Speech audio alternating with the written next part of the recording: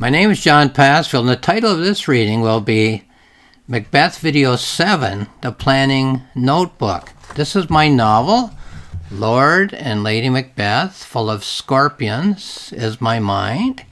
But in this video, I'm not going to read from the novel. I'm going to read from the planning notebook, which I wrote while planning and writing the novel. The title of the notebook is Planning Lord and Lady Macbeth, full of scorpions is my mind.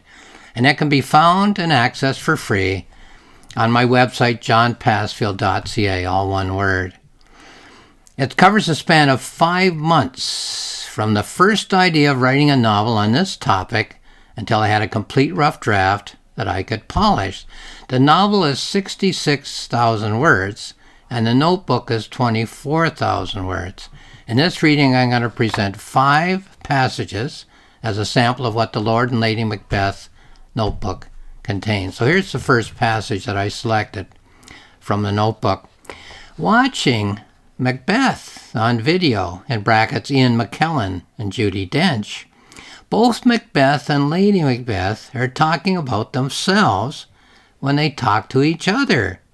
I've always thought this of the canst thou not minister to a mind disease speech, since I read that it was an umbrella speech. So an umbrella covers more than one thing. That's the point about the umbrella speech. So a speech that covers more than one character, i.e., Macbeth asks the doctor if he can cleanse the mind of Lady Macbeth, but the imagery applies to himself. Can you cleanse my mind? Which, of course, he doesn't say out loud. So, too, when Lady Macbeth says of Macbeth, he is too full of the milk of human kindness, she also seems to feel that she, too, is too full of the milk of human kindness, but doesn't think it to herself consciously. There are many other speeches of this nature. When Lady Macbeth chides Macbeth for not being masculine indeed, then thou wert a man, she says, she is using imagery which is pertinent to herself. She wants to be more masculine than she feels she is. When Macbeth says, bring forth men, children only, the imagery applies to himself. He wants to emphasize the masculine side of himself. So that was the first idea that I'm so fascinated by the uses of imagery by we humans as we think and as we interact with one another, that I thought, wow, I could work with the Macbeth imagery. Okay, number 2, passage from the notebook. The fascinating thing is that they are separate characters, and each has a preconscious mind which creates and is exposed to pertinent imagery. We, the viewer-reader, can only speculate, number 1, whether the mind of the character is accepting, rejecting, or modifying the potent imagery. So the witches are an image as they greet Macbeth. Well, what's he doing with that imagery as the witch imagery enters his mind? We can only speculate, and people have for many years. 2, at what level of consciousness, subconsciousness, the imagery is being generated and being evaluated? Does Macbeth know consciously what he thinks of the witches, or is he acting in ways that are actually a subconscious understanding or interpretation of witches? That's what I'm getting at there.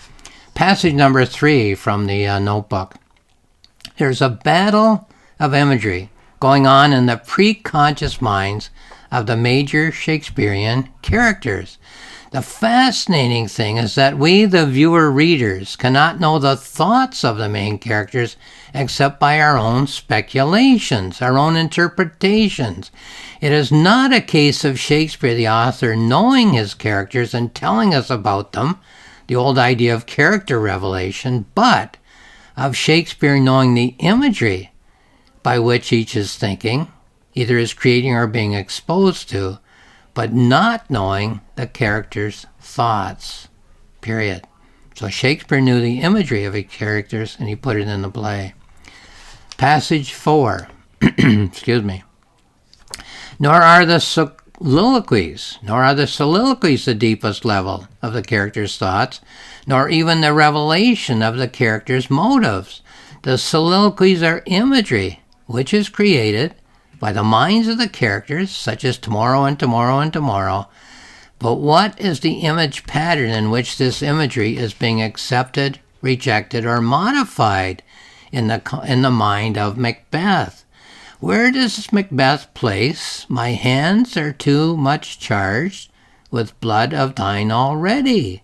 Does it supersede to return would be as tedious as go o'er? Or do the two suspend themselves in equal balance? So if images are battling, which of two images is winning? Or are they equal, like a fight that never seems it's going to end? Or a game, a sporting match that seems like it's never going to end, or it's going to end in a tie. In any case, our interpretations, that is, we reader viewers' interpretations, are separate from the interpretation of one, Shakespeare, and two, the main character. All Shakespeare presents is the imagery and leaves it to the autonomous characters to interpret. That is why we have the paradox. Number one, we are fascinated by the Shakespearean characters and have been for 400 years, but number two, we do not know the Shakespearean characters except in their imagery and actions, period. So we don't know their thoughts, but we know the imagery with which they're thinking and the actions that they cause to happen. Okay, here's the fifth selected passage from the notebook. So, number one, in my novels, I present the image patterns by which the main character is thinking, but not his or her interpretation of that image processing exercise. 2. In a Shakespearean play, the writer shows the viewer the main character or characters in the act of generating and being exposed to the imagery of the experience or experiences, but does not show us the image patterns in the minds of the main characters or the interpretations of those image patterns by the main characters. An interesting thought, a breakthrough in my understanding. Okay, so those are the 5 passages that I selected from the notebook. Here's a note that I wrote. The indication of time connections was one of the great challenges for me when I started writing novels. The bank was robbed. Bill left town.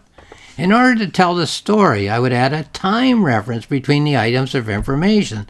The bank was robbed.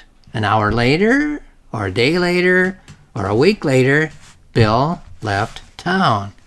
However, I have found that time is of little importance in the poetic novel, as the topic of the novel is not the order in which things happened or are happening, but in the potential meaning of the events of the story. This is because the time of the poetic novel is not when the events either happened or are happening, but when the events are being thought of. So, every event in the poetic novel is in present time. All thinking is in present time.